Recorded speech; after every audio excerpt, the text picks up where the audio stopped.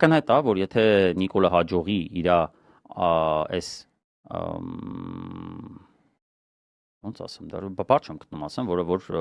լինի գրական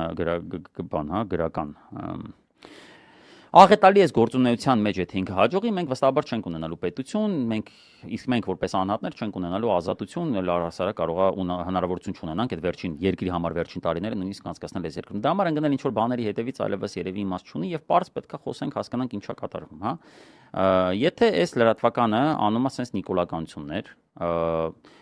ինչի է այդ լրատվականին ֆինանսավորում երկրորդ նախագահը, կամ ասում են առհասարակ Իրանն է դա,